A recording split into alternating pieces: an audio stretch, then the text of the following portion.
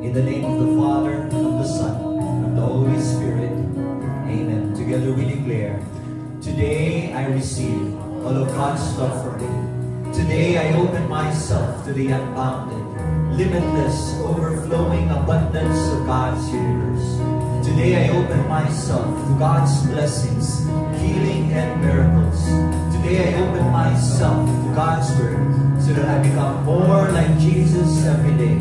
And today I proclaim that I'm God's beloved, I'm God's servant, I'm God's powerful champion.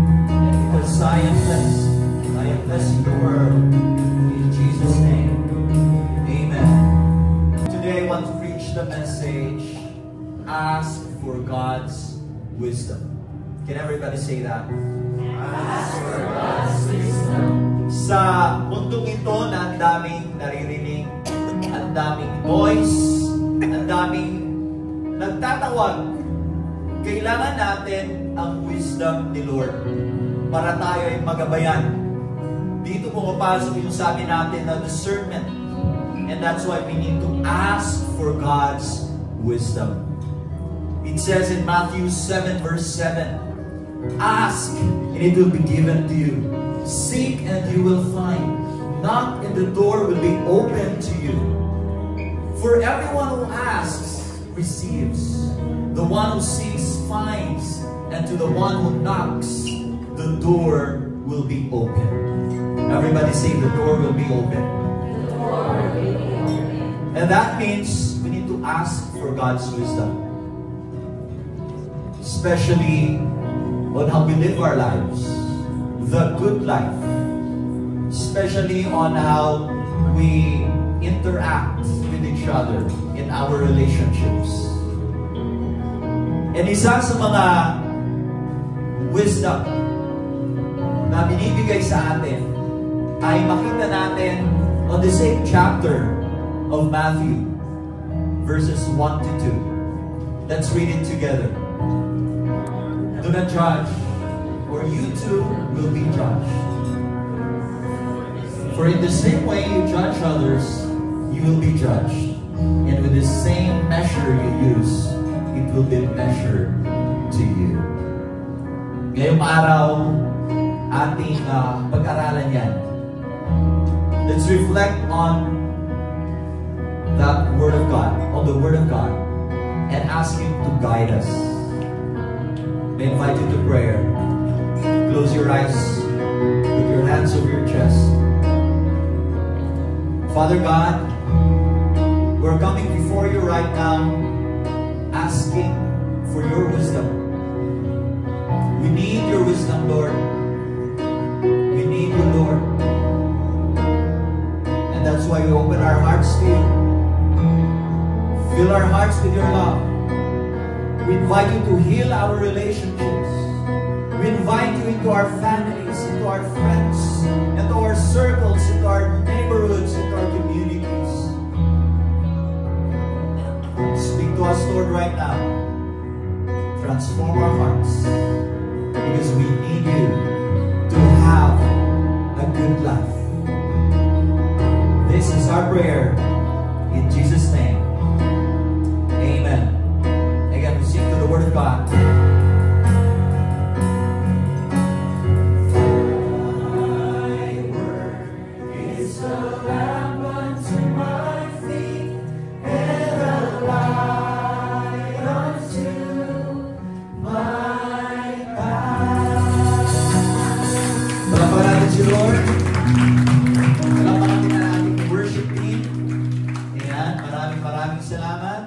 Please be seated, and as you sit down, sabihin sa katabi, God will speak to you today.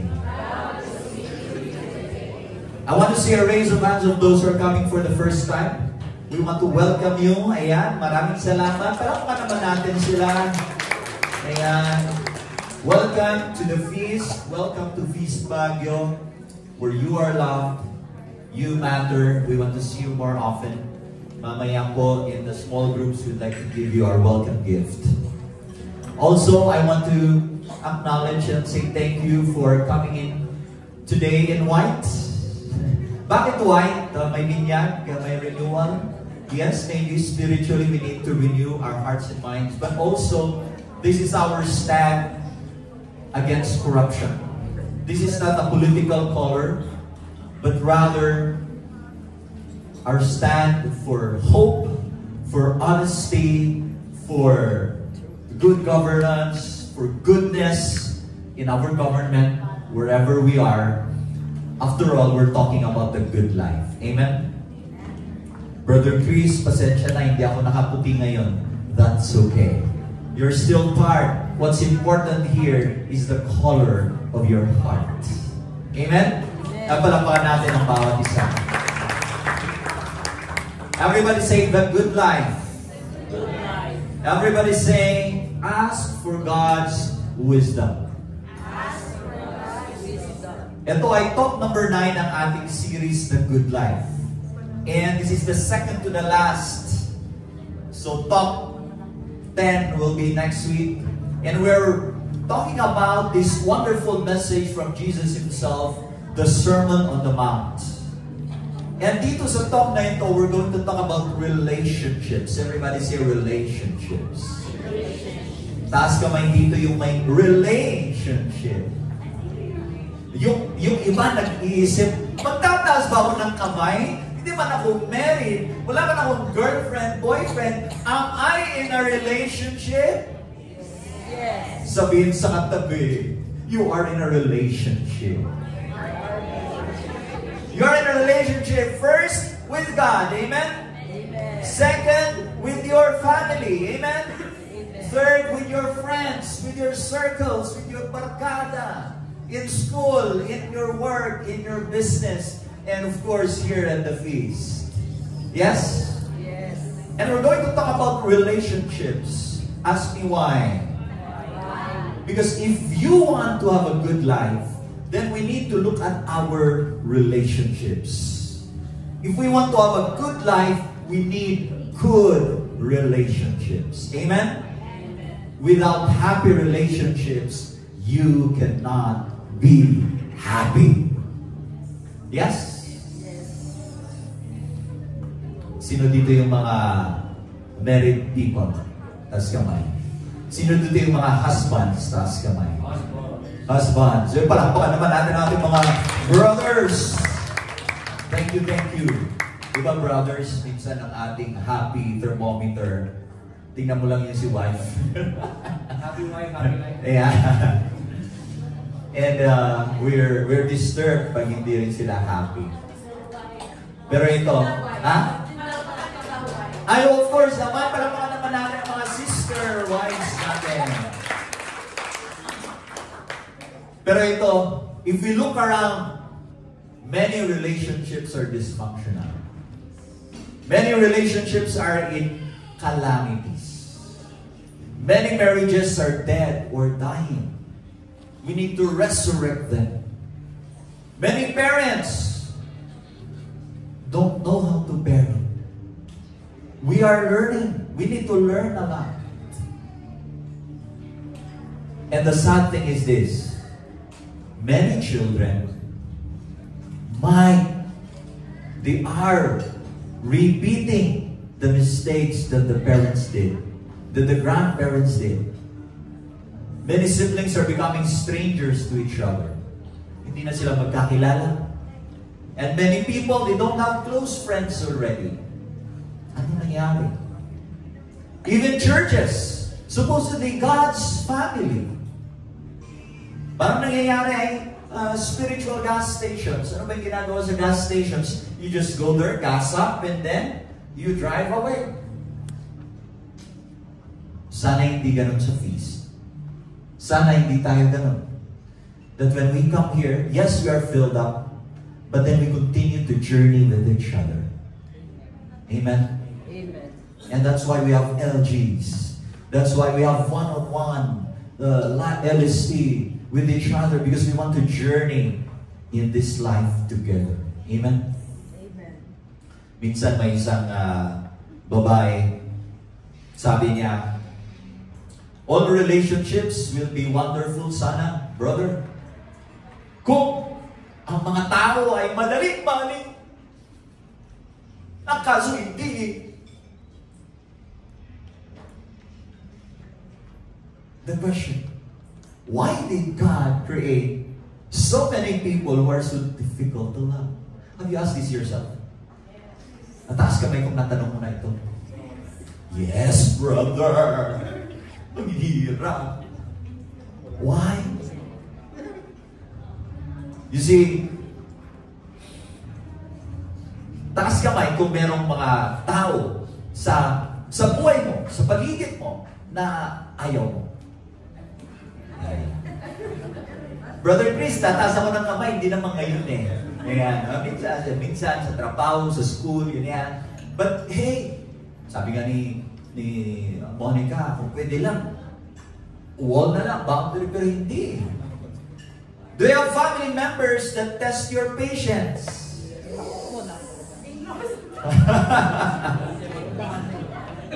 Eto listen to this. Everybody say listen.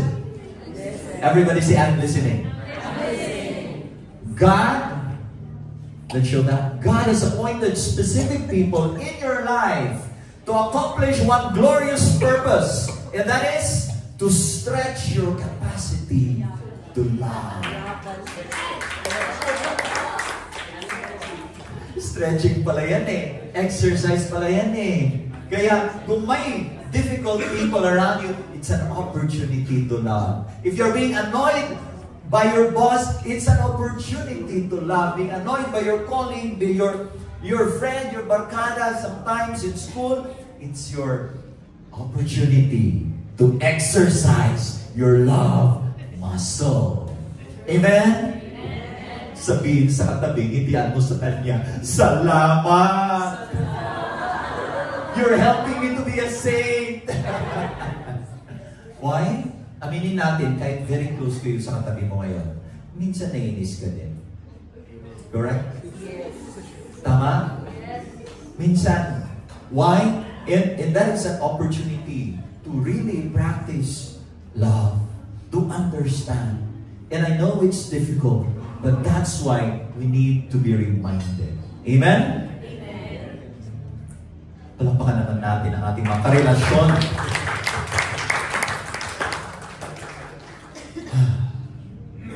Here's the crazy paradox of life.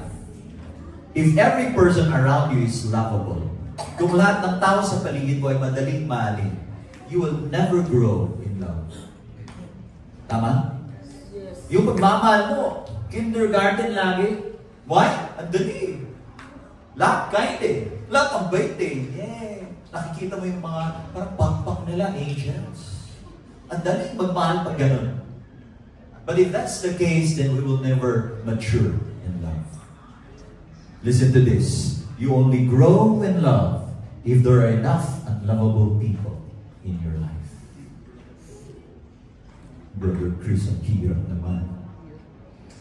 Yeah. And that's why we need to learn how to deal with difficult people.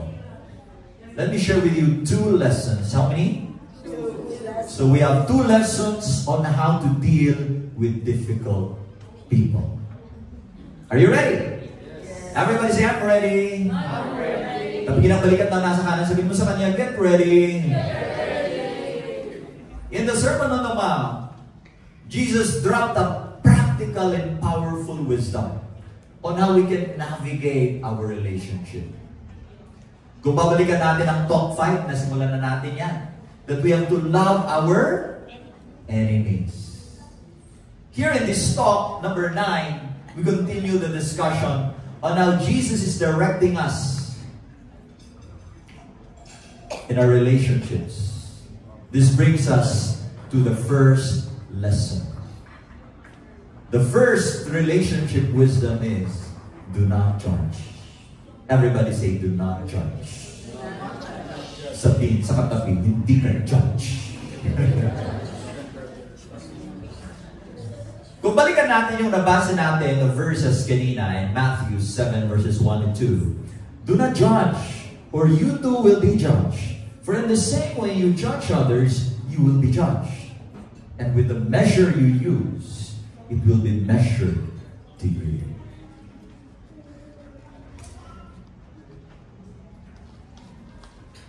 Sino na dito yung minsan pumunta sa isang spiritual event, tapos ang dami niyang natutunan, tapos umuwi na nakangiti, inspired, and sabi niya, I will change my life.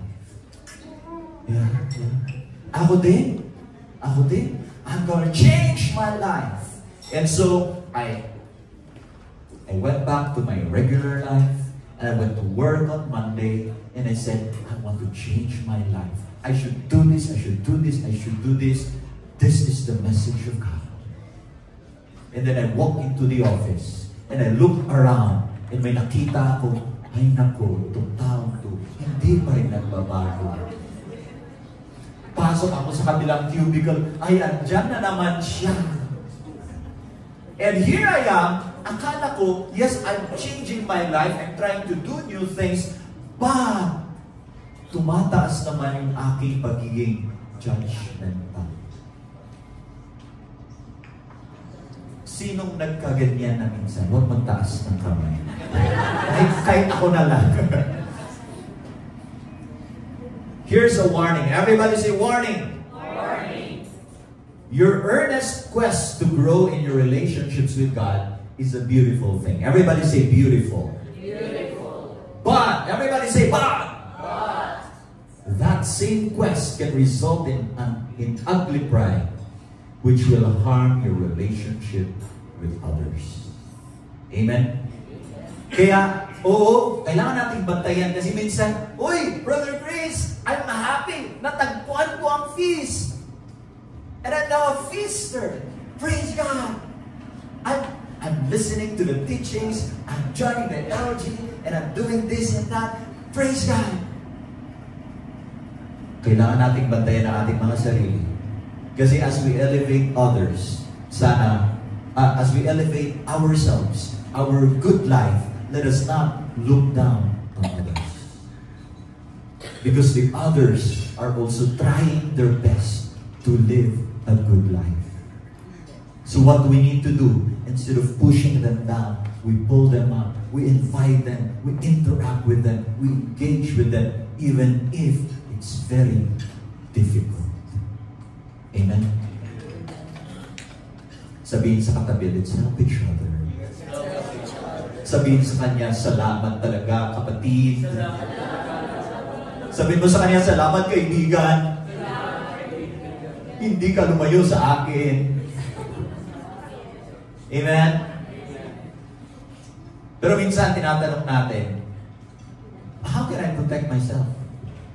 How will I protect myself? Paano kung difficult people talaga yan?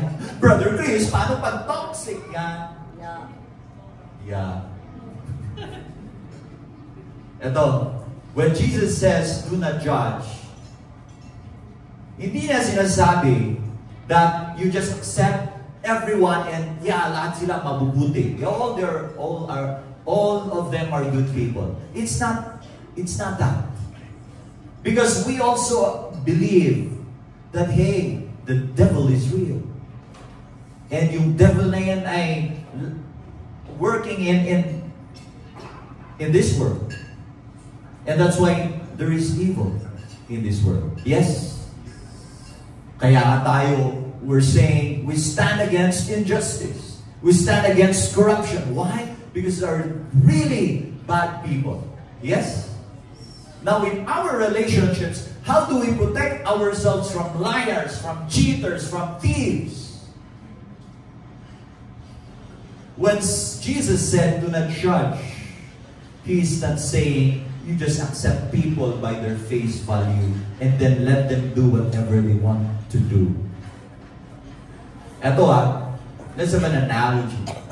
What if, one day, andun ka sa mall, tapos may nakasalubong ka, hindi pala, may sumalubong sa'yo. May sumalubong sa'yo na lalaki, tapos parang mabait naman. But all of a sudden, umiyak siya sa harap mo. And then sabi niya, kapatid, yung kapamilya mo, maoperahan. And ito pa, actually, hindi pa ako makakain ng 3 araw. Pwede ba panghiram sa'yo ng 1,000 lang. Tapos next week, bayaran kita. Kahit 7,500 next week. Kailangan ko talaga eh. And then, ano naisip niyo ngayon? What do you think? Totoo kayo sinasabi niya? What do you think? May nakikita ba yung red flags? Everybody say red flag. When Jesus said, do not judge, hindi niya sinasabi na tanggalin mo yung mga pag-iisip mo. Hindi niya sinasabi na do not judge. Okay, Jesus, you said I will not judge. Magkano kailangan mo? 5,000? Sige, ito. Sa mama mo sa ATM. Sige, 10,000 na nga lang. Huwag mo nang bayaran. Ay, hindi pa na bayaran. Ito yung Gcash number ko. I can assure you, yung sinasabi ni Jesus, do not judge, hindi ganun. Yes? Yes. How do we know? Ask me how. Sabi, in Matthew 7, verse 16, verses later, it says there, by their fruit you will recognize them. By their fruit you will recognize them. So listen to this. Jesus doesn't want us to condemn people, but He wants us to discern their character so that you can take appropriate action. Amen? Amen. Everybody say discern. Discern. Tapigin ang balikat ang nasa kanan. Sabihin mo sa kanya, mag-discern ka naman. Sabihin mo sa kaliwa, kung may red flag yan. Diba? Speaking of red flag, singles, are you here? Woo! Kung may potential partner siya, we need to discern. Yes? Kung may red flag, everybody say red flag. Red flag.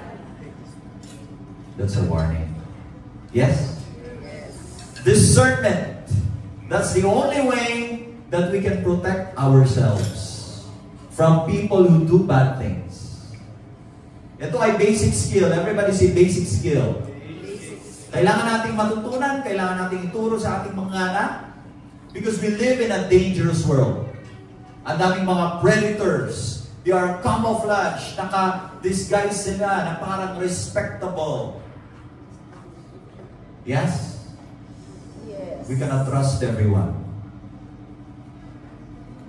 Listen to this.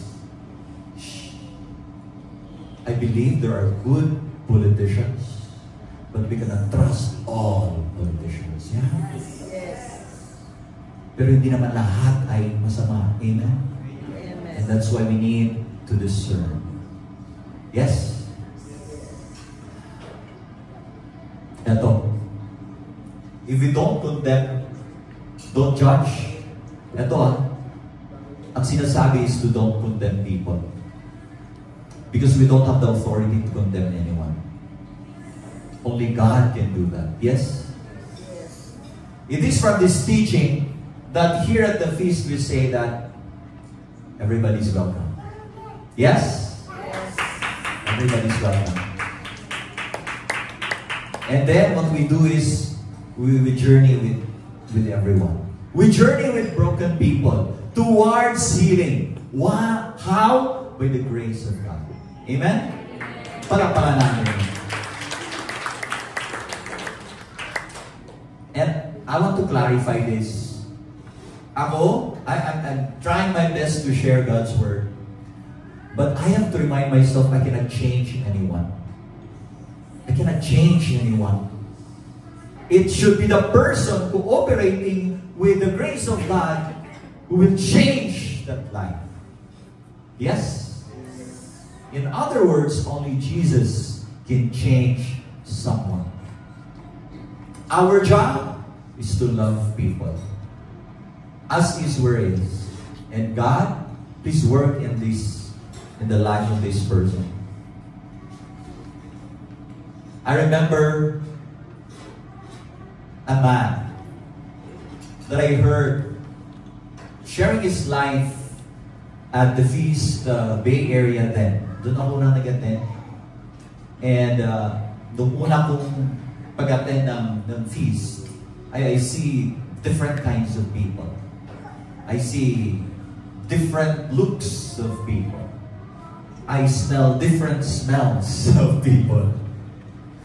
And one day somebody stood on stage and said, I'm so thankful because the people here have accepted me as Israel is. Sabi niya, I'm a member of LGBTQ+.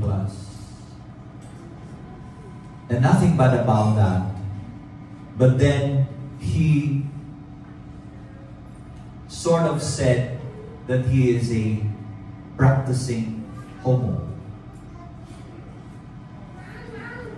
But then he just kept on attending and attending. And then one day he came into a group na parang, alam niyo yung parang Alcoholics Anonymous. Meron namang grupo para sa mga, practicing homosexuals. And there is this, what they call sobriety or being sober. Yung they are not doing already that. And then he would share that, yeah, he goes there, and after some time he would fall, and then go there and fall again. But then, eventually he had that courage to say no to the things that he must say no to. Then eventually, for a long time, he became sober. He was on that stage, living a life of purity. You can still see him acting like, the way he acted. But in his inner life, there was a change. And what made that possible, it is Jesus. With the help of people who accepted him. And now he's leading feasts. His name is Dr. Ryan Kapito.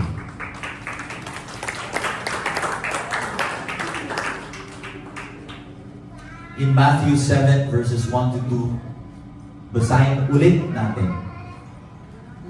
Do not judge, or you too will be judged. For in the same way you judge others, you will be judged. And with the measure you use, it will be measured to you. Amen? Sometimes it gets so difficult, and that is why we need to remind each other. Even I myself, minsan gusto ko instant eh. Lord, pwede bang instant? Pwede bang magbago agad yun? Correct. Ang hirap eh. Pasan ko yung burden eh. But hey,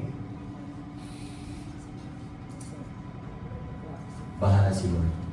Tagapin natin. We share God's word. We share the truth in an appropriate way. And then, we pray for them and with them. Amen? Condemning others has a very serious and eternal consequence.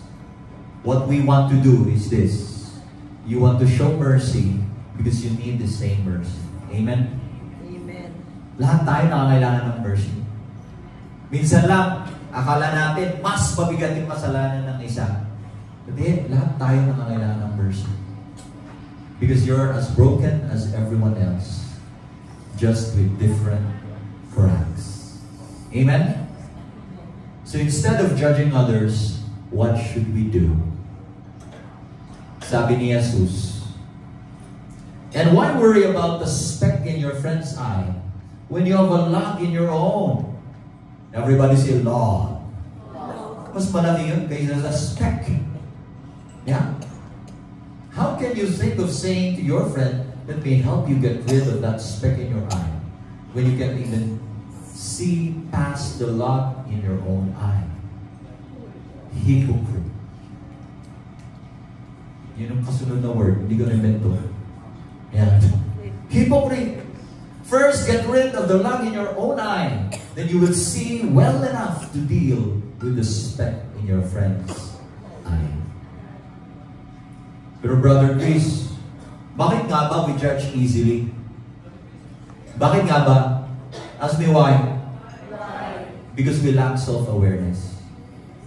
Kulang tayo ng self-awareness eh. And that's why we judge too easily. I remember a time I was still working as an accountant. There was a sports fest in our company. And I joined them. And I entered the court. May iba akong naamoy. Saan kaya yun?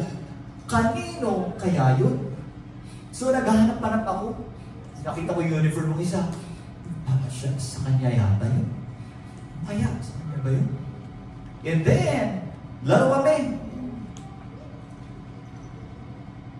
Tapos na, umuwi ako. Eh medyo malapit yung venue. Naglalakad ako. Pauwi. Tapos, bakit parang andito pa rin? Iba ng street yung naglalakad. Andun pa rin. And then, ito na. OMG! Sa akin pala yun. Yung uniform ko pala na nilabban ko na hindi natuyo ng maayos. Mabaho. Nakakaya.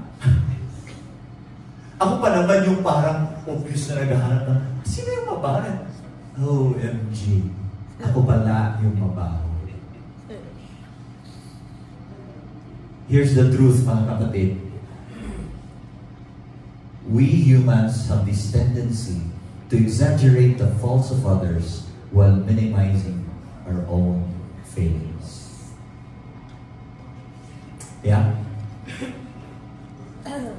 Ito, if we refuse to own up to our own character flaws, we're the worst person to point out the character flaws of others. Yeah? Yes. Kasi malamang at malamang tayo yung pinaka-judgmental. Tayo yung pinaka-arrogante. Tayo yung pinaka-offensive. And that is why, ito, kailangan natin ang daily examination of conscience. Ito, instead of judging others, we need to grow in self-awareness. Everybody say, let's grow together. Let's grow together. Everybody say self-awareness. Everyone has blind spots, yes? And our job is to shrink our blind spots. Sana mabawas-bawasan. Okay? So every time may tendency na mapapansin mo yan eh, na parang, parang gusto mong mag-komento, gusto mong mag-judge sa ibang tao. Every time there is this hint in your heart, in your mind, you have to remind yourself, look at yourself. How are you? How are you? Tapos ito pa. Minsan sa mga ganito, may feast na ganito, may talk na ganyan, may seminar, may treat, ang ganda. Tapos nakaupo ka doon, tapos sabi niya, galing ng speaker, ang ganda ng message. Sana nandito si brother. Para sa kanya to eh. Sana nandito si sister. Hindi naman niya narinig ulit. Pwede, para sa kanya, pero para sa iyo din. Amen? Para sa atin to. Yes? When we confront our own failures first, then we become more compassionate. Amen? When we are able to admit our own blind spots, then we become capable of dealing with others, with the blind spots of other people, with grace, with mercy, with understanding. Amen? Are we learning something? Yes. Here's the second relationship wisdom. Don't throw pearls to pigs. Can everybody say that? Don't throw pearls. Basahin natin. Verse 6 of Matthew chapter 7. Do not give what is holy to dogs. And don't throw your pearls in front of pigs, so they don't trample them with their feet, and turning around, they will tear you apart. Parang matalinghaga. Parang riddle. Anong Tagalog ng riddle? Bugtong. Parang bugtong. Nakalimutan ito ulit ng riddle. Exactly. Because in ancient Jewish culture, ang dog, ginamit niya dog, di ba? For us, it's like man's best friend, correct? In ancient Jewish culture, it's not a man's best friend. It's not. Everybody say it's not. It's not. Nabanggit din yung pigs dyan. Baka naalala mo ang paborito mong lechon. Aha. Yeah? In ancient Jewish culture, it's not the highlight of their parties. It's not lechon. It's not lechon baboy. Why? Because for them, dogs and pigs, they are unclean animals. Everybody say unclean. So dogs and pigs, they are associated with death and impurity. So when Jesus used this, yan ang konteksto niya. Okay? And ano yung pearls? Everybody say pearls. During the time of Jesus, yung mga religious scholars refer to the wisdom of the Torah as pearls. Yung wisdom, according to the Holy Book, those are pearls. And so, Jesus was saying this: don't share God's wisdom to people who won't appreciate it. In the end, even attack and harm you. In other words, at times we need to be selective. We need to be prudent. We need to be practical. We need to protect ourselves from unnecessary backlash. Yes? Sabihin sa katabi, protect yourself. May isang babae, religious, and for some strange reason, naniniwala siya na trabaho niya ay mag-correct ng mga ibang tao na nagdi-disobey ng batas ng Panginoon. Para siyang pistol na shooting every offender. Kung may nakita siyang naninigarilyo, sabi niya, "Hey brother, do you know that you're polluting the temple of the Holy Spirit?" Tapos, kung may nalaman siya na mag-partner, di ba sila kasal, they're cohabitating, sabi niya, "Do you know that you're living in sin?" May nakita siyang babae, grabe, tight-fitting, dito. Cover those legs, hay nako. Do you know that you're causing others to sin? And it's better to tie a millstone around your neck rather than cause others to sin. Napansin? Totoo naman yung sabi niya, correct? Yes. Pero kung ganon yung style natin, makakatulong ba tayo? Hindi. Hindi. Baka instead na magbago sila, mas lalala pa. Right? Malala nyo bakit Jesus got angry at the temple?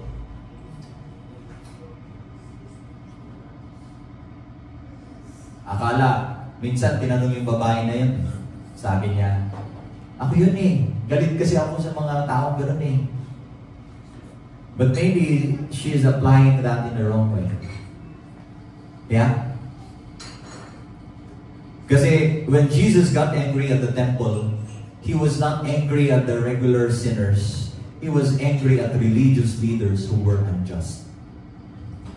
Galit si Jesus sa mga religious leaders na corrupt.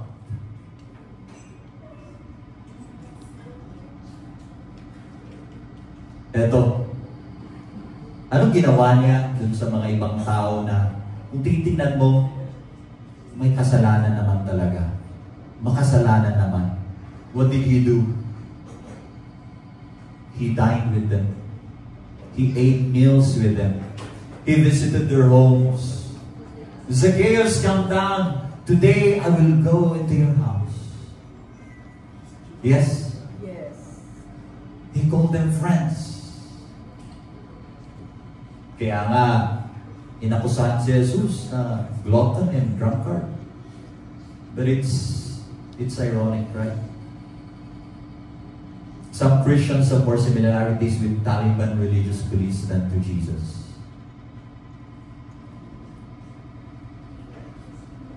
Ito ang realization natin. After being in ministry for how many years?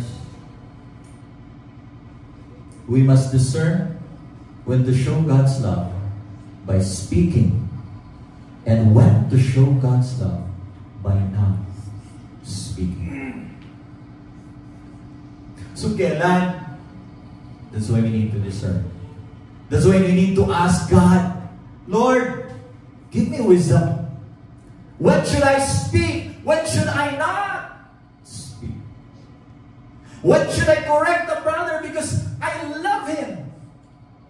When should I correct a sister because I love him? When should I speak? When should I not speak?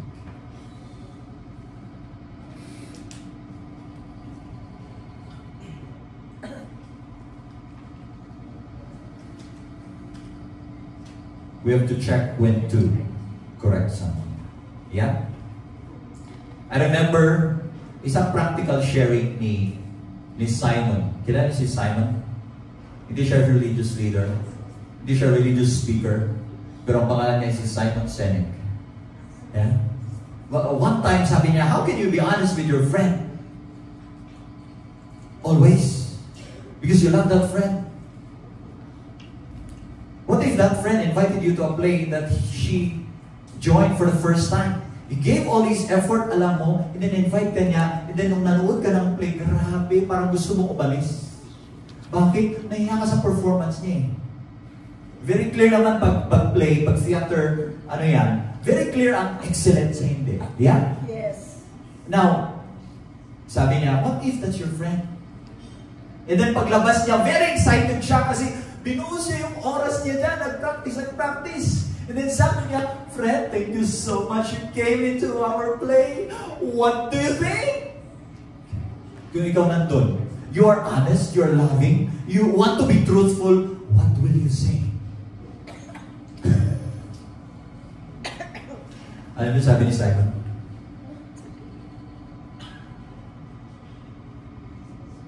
Ito practical, discern. Ano gagawin mo? Sasabihin mo?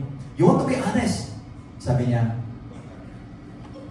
I appreciate you, my friend. You gave your heart and time, effort for this. And for the first time you joined a play, I appreciate you giving the effort.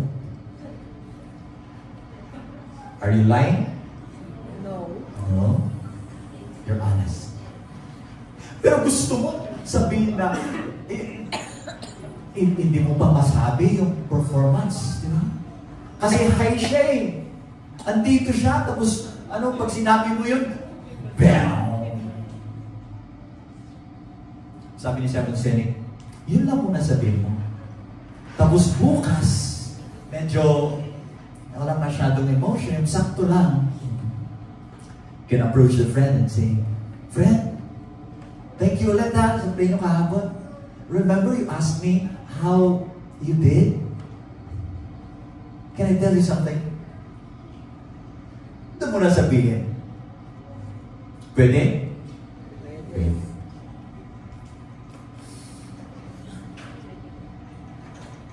You need wisdom to know when to give wisdom. Amen? Amen. Kaya nga, madalas, si Jesus, instead na nag-lecture siya, He offered friendship. There was a time He gave the Sermon on the Mount. There was a time for speaking. But there was also the time when He just invited a person and, hey, let's eat together.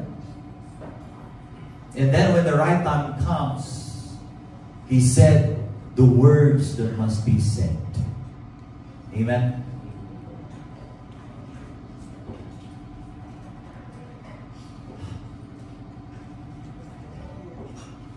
I learned something. Yes. There are many times in life that I wanted to correct someone. And at first, ganyan ako eh. I would be direct and I would subscribe to what they say na dapat totoo ka, sabihin mo kung kailan mo sabihin. But later on, I realized na, oo, sabihin mo kailangan sabihin, pero minsan, tamang paraan, tamang timing. Kasi baka naman yung result ay it will be different. Again, by the fruits, you shall know them. So kung mas mapapalayo pa, ay baka wait muna. Pag sabihin mo at mapapalapit sila, then maybe that's the time. Amen? Amen. May invite you all to please stand.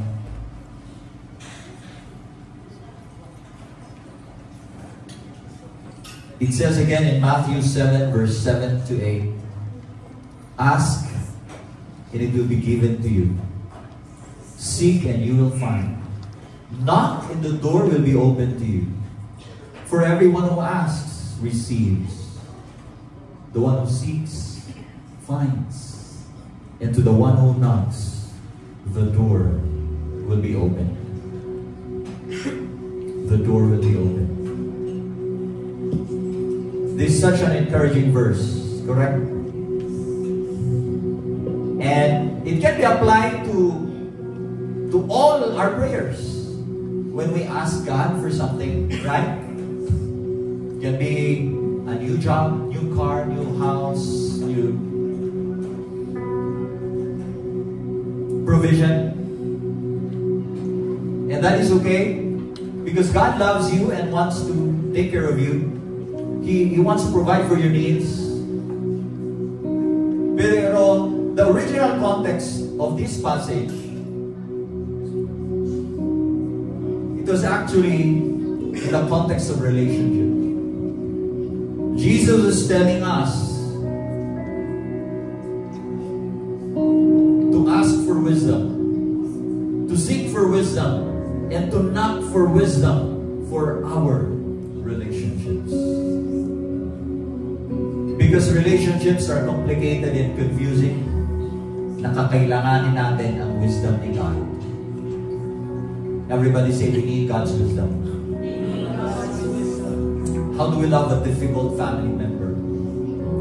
We need God's wisdom to protect ourselves from toxic people. Because we become what we are exposed to. How can we still love them? And Jesus says, if we pray for relationship wisdom, God will give it to you. Amen? God will give it to you. So ask for that wisdom. The Sermon on the Mount was given in the mountain. Yeah? Everybody say mountain. Ayan, hyperlink ulit yan eh.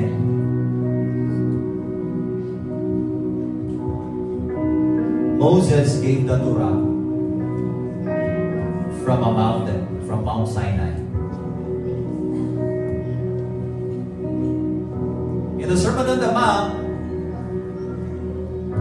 it's no longer the Ten Commandments, but Jesus was giving his version, a complete version of God's wisdom. Oo, noong araw ngayon sa mga Hudyo, yung Torah, the law, these are the pearls. This is the wisdom. This is the pearls that you should not throw to the dogs and to the pigs. Pero ngayon, Jesus is the pearl. Jesus is the greatest pearl in the world.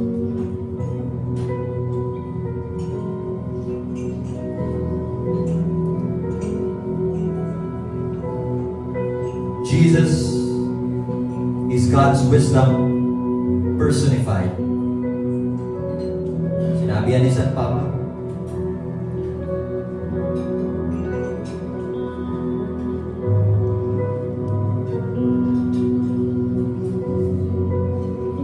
Jesus is God's wisdom. It says in the first letter of Paul to the Corinthians, chapter 1, but He is Christ, the power of God, and the wisdom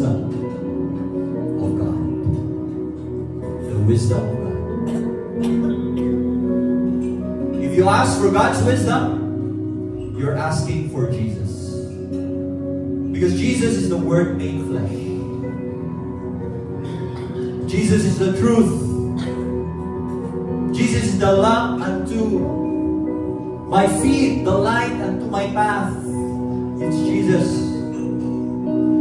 When you ask for God's wisdom, you're asking Jesus to walk into our families, into our relationships.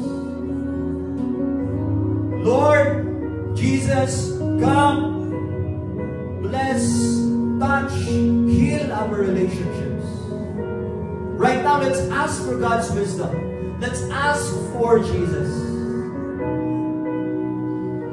As we come into worship, we're not just singing. We're going to call on Jesus, our living water, to come, enter our lives right here, right now.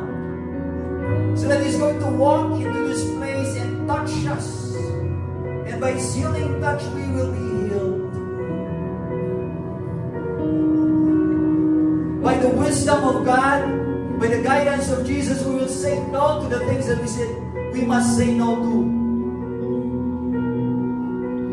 May mga bagay na sabi sa'yo, tigil mo na yan, stop mo na yan. Pero paulit-ulit ka pa rin. Ask for God to lead you into the right path. Because sometimes you are stubborn.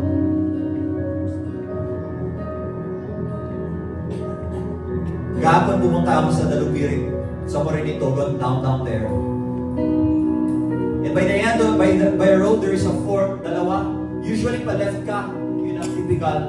Pero may nakita akong sign, road closed, take a detour. Ako naman, pasaway. Tuloy pa rin dati, parang may bumababa naman eh. And then dun sa baba, may nakita ulit ako, road closed, stop, take a detour. Magpapasaway pa ba ako? Bumaba na ako, sabi ko, bro, saan yan? Saan close? I'm going to this place, where should I pass? Then sabi niya, oo, may malaking landslide dyan. Balik ka, akyat ka ulit. You will ikot ka. And so that's what I did. Bumalik ako. Kapatid, huwag mo nang hintayin na kailangan mo balik. Kapatid, huwag mo nang hintayin yung dead end. Saka ka mag-isip-isip. Huwag mo nang hintayin na down ka. Saka mo sabihin, Lord, I need your wisdom. Jesus, I need you in my life. Right now, this is the time. This is the appointed time that you need to seek for God's wisdom. Jesus Himself. Close your eyes, brothers and sisters, and come before God with open hearts and minds. Jesus, we welcome you. Jesus, we're asking you to come right here, right now into our hearts. We need you. You are our life. You are our guide. You are the way, the truth, the life. Please come, Lord Jesus. Please come.